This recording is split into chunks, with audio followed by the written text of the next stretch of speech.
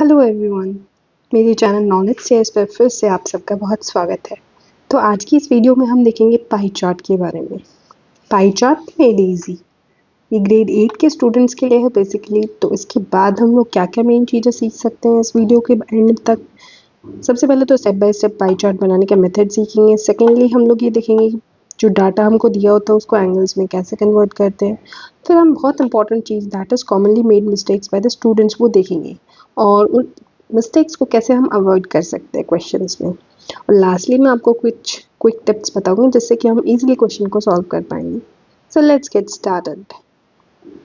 सबसे पहले देखते हैं कि पाई चार्ट बेसिकली होता क्या है। पाई चार्ट भी बोल देते हैं इसको, पाई डायग्राम भी बोलते हैं। ये होता क्या है? This is a pictorial representation, मतलब ये पिक्चर के फॉर्म में रिप्रेजेंटेशन करता है। किस चीज़ की करता है? जो हमें न्यूमेरिकल डाटा दिया होता है उस चीज़ के बारे में। और कैसे दिखाता है ये उस चीज़ को? हमारे सर्कल की फॉर्म में दिखाता है कि हम लोग, एक सर्कल होता है उसके ऊपर हम लोग उस चीज़ को कैसे बना सकते हैं। सर्कल पे वेरियस एंगल्स को यूज़ करके हम लोग अपने डाटा को रिप्रेजेंट करते हैं, और वो जो एंगल्स होते हैं वो इंटरसेक्टिंग नहीं होते, नॉन इंटरसेक्टिंग होते हैं, एडजेसेंट सेक्टर्स से। जो सर्कल के अंदर जो पोर्शंस बनते हैं हम उनको सेक्टर्स बोलते हैं। और इस तरीके से होते हैं कि हर एक उसका जो एरिया होता है, हर एक सेक्टर का जो एरिया होता है वो क्या होता है?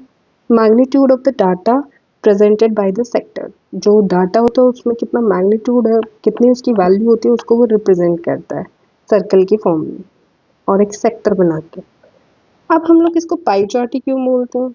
हम इसको पाई चार्ट इसलिए बोलते हैं क्योंकि ये जो पूरा डायग्राम है वो दिखता है किस तरीके से, किसकी जैसे दिखता है, पाई की तरह दिखता है, केक पाई। और जो उसके कंपोनेंट्स है वो किस चीज़ से रिजेंबल करते हैं? हर एक स्लाइस से रिजेंबल करते हैं। छोटी छोटी स्लाइस जो केक की होती है वैसे ही रिजेंबल करते हैं। अब जैसे कि यहाँ पे मैंने आपको एक पाई चार्ट बना के दिखाया हुआ है, ये क्या रिप्रेजेंट कर रहा है? ये नंबर ऑफ स्टूडेंट्स को रिप्रेजेंट कर रहा है। Number of students admitted in different faculties of a college. मतलब कि वेरियस सब्जेक्ट्स होते हैं कॉलेज के अंदर, तो उसके अंदर जो स्टूडेंट्स हमारे एनरोल्ड होते हैं वो ये दिखा रहा है कि साइंस में कितने हैं, आर्ट्स में कितने हैं, कॉमर्स में कितने हैं, लॉ में कितने हैं, एजुकेशन में कितने हैं, टोटल कितने हैं। तो बेसिकली ये जो पूरा डायग्राम है, जो पूरा एंगल होता है वो हमारा 360 डिग्री का होता है।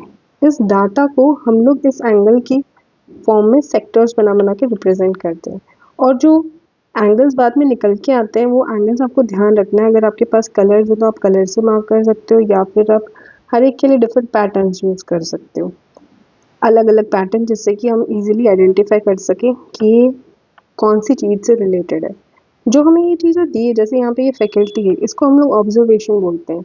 मैथ्स में हम लोगों ने और भी डाटा हैंडलिंग वाले जो क्वेश्चन सॉल्व किए हैं वहाँ पे हमारे फ्रीक्वेंसी, टेलीमार्क्स, ऑब्जर्वेशन, ये सारी चीज़ें होती हैं, सेम वही चीज़ें होती हैं, बट हम लोग वहाँ पे ग्राफ के थ्रू रिप्रेजेंट करते हैं। यहाँ पे हम इसको सर्कल की फॉर्म में रिप्रेजेंट कर रहे हैं। आपको कोरिलेट करके पढ़ना है चीज़ों को। अब देखिए, ये यहाँ पे बताना है कि किस तरीके से हम ये टेबल बना सकते हैं। सबसे पहले हमारी ऑब्जर्वेशन या फिर जो हमें आइटम दिए होते हैं उनको नोट कर लेते हैं एक तरफ।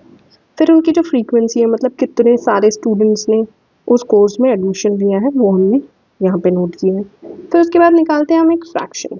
ये एक एडिशनल कॉलम मैंने यहाँ पे इंक्लूड किया है सेंट्रल एंगल निकालने से पहले, सो दैट हम कंफ्यूज ना हो कि ये फ्रैक्शन क्या रिप्रेजेंट कर रहा है। फ्रैक्शन होता क्या है बेसिकली? ये जो सेवन्थ का हमारा जो कॉन्सेप्ट होता है फ्रैक्शन का, उसी से रिलेटेड होता है कि जो वैल्यू हमारी आइटम की आ रही है वो अपॉन टोटल फ्रीक्वेंसी, मतलब टोटल अगर हम इनका सम करते हैं तो वो टोटल कितना होता है उसके बराबर। यहाँ पे जो एंगल का सम आ रहा है दैट इज इक्वल टू 3600 आ रहा है। एंगल का सम बेसिकली ये फ्रीक्वेंसीज का सम है, मतलब इतने सारे बच्चों को हम लोगों ने देखा कि इतने सारे बच्चे कहाँ कहाँ पे कौन से सब्जेक्ट में एनरोल कर रहे हैं। तो ये जो फ्रैक्शन है, अब फ्रैक्शन हम कैसे निकालते हैं? जो हमारे पास ऑब्टेन चीज़ होती है अपॉन टोटल। तो यहाँ पे कितने हैं? ये 1200 इसके अंदर हमारे स्टूडेंट्स हैं जिन्होंने साइंस लिया, अपॉन टोटल स्टूडेंट्स हमारे पास 3600 है। तो अगर हमें यहाँ पे जीरोस को कट करना चाहें तो जीरोस को यहाँ पे भी कट कर सकते हैं, अदरवाइज हम यहाँ पे लिख के कट करते हैं तो ईजिली हमारी वैल्यू निकल के आ जाती है। अब देखो इसको सॉल्व कर रहे हैं जब हम, तो यहाँ 360 है, यहाँ पे भी 360 है, मैंने इससे इसको कट कर दिया और एक जीरो से एक जीरो कट होगी, तो मेरा एंगल कितना निकल के आ गया बेसिकली यहाँ पर 120 डिग्रीज का एंगल निकल के आ गया। उसी तरीके से अगर मैं आर्ट्स के स्टूडेंट्स को लिखती हूँ तो जो मेरा फ्रैक्शन हो, मेरे 1000 स्टूडेंट्स हैं और टोटल कितने 3600। तो अगर मैं इस चीज़ को सॉल्व करूँगी 1000, ये तो सिंपल ही क्वेश्चन था जिसमें हमारी जो वैल्यूज थी वो भी आसान थी। जो डिफिकल्ट क्वेश्चंस होते हैं जैसे जैसे आप प्रैक्टिस करोगे तो आप इजीली कर पाओगे उनको। 0 से 0 कट हो गया और ये 360 से 360 पूरा ही कट हो गया। This is equal to 100 degrees. ठीक है, ऐसे ही जब मैं इसको निकालूंगी तो यहाँ पे 650 और 3600 है। तो इसको जब हम कैलकुलेट करते हैं this is equal to 65 degrees और ये 650 ओवर 3600 है। सेम वैसे ही यहाँ हमने 360 क्यों लिखा, बिकॉज टोटल एंगल जिससे हम निकाल रहे हैं दैट इज 360 डिग्री होगी। पूरा जो सर्कल का होता है जिसका एंगल होता है वो 360 डिग्रीज का होता है। तो इसलिए हम लोग यहाँ पे इस चीज़ को 0 से 0 कट हो गया, 360 ओनली 65 डिग्रीज आ गया। सिमिलर वे में this will be equal to 45 degrees and this will be equal to 30 degrees. अब हम देखना क्या होता है कि जो टोटल फ्रीक्वेंसीज का सम आना चाहिए वो मेरे टोटल नंबर ऑफ स्टूडेंट्स के बराबर होना चाहिए। फिर उसके बाद फ्रैक्शन जो होता है, जो सब एंगल निकालने के बाद मेरा एंगल्स आते हैं तो उनका भी सम मेरा कितना होना चाहिए 360 डिग्री होना चाहिए। क्योंकि जितने भी मेरे एंगल्स होते हैं सर्कल के अंदर वो क्या होता है पूरा ये पूरा यहाँ से लेके यहाँ से this is equal to 360 degrees होता है। इसलिए जो एंगल्स निकलते हैं उनको प्लॉट करने के बाद हमें वेरीफाई करना होता है एक बार। तो ये तो था कि हम लोग इस चीज़ को कैसे निकालते हैं। इसका एक डायरेक्ट फॉर्मूला भी है ये वाला कि हम लोग इसमें कैसे इसकी वैल्यू निकाल रहे हैं। जो सेंट्रल एंगल निकालना होता है हमें कंपोनेंट का, जो हमें कंपोनेंट गिवन है यहाँ पे जो हम ऑब्जर्वेशन है उसी को ही कंपोनेंट बोलते हैं। जो हमारी उसकी वैल्यू आ रही है वो अपॉन टोटल कितनी हमारी वैल्यूज़ का सम है वो फ्रीक्वेंसीज का सम इंटू 360 करके। ये 360 बेसिकली एंगल है, total angle of the circle. क्योंकि हम सर्कल पे प्लॉट कर रहे हैं उसको तो हमने टोटल कितना पोर्शन ऑफ 360 डिग्रीज। अब जो कॉमनली मेड मिस्टेक्स है वो क्या क्या मिस्टेक्स होती हैं। सबसे पहली चीज़, डाटा हम कन्वर्ट नहीं करते, उसको एंगल्स में प्रॉपर्ली कन्वर्ट नहीं कर पाते। ठीक है, ये फॉर्मूलेज हमें बहुत ध्यान रखने हैं कि ये क्या है, ये पूरा हमारे यहाँ पे फ्रैक्शन निकल रहा है। ये फ्रैक्शन ऑफ कितने का 360 डिग्रीज का, तो हमारा वो पर्टिकुलर एंगल निकल जाएगा 360 में से कितना। ठीक है, अब राउंडिंग ऑफ एरर्स क्या है, जैसे यहाँ पे 72.5 डिग्रीज गिवन था, इसको हम इजीली 80 डिग्री तक राउंड ऑफ कर देते हैं। बट इसको हमें 80 डिग्री तक राउंड 73 डिग्रीज पे राउंड ऑफ होगा। राउंडिंग ऑफ का कॉन्सेप्ट होता है अगर 5 से छोटा नंबर होता है मतलब 4 तक होता है तो उससे पहले वाले आ जाते हैं, और 5 आता है या फिर उससे बड़ा होता है तो उसके नेक्स्ट नंबर पे उसको राउंड ऑफ कर देते हैं हम लोग। फिर जो थर्ड कॉमनली मेड मिस्टेक क्या है, प्रोटेक्टर का अनकरेक्ट यूज़।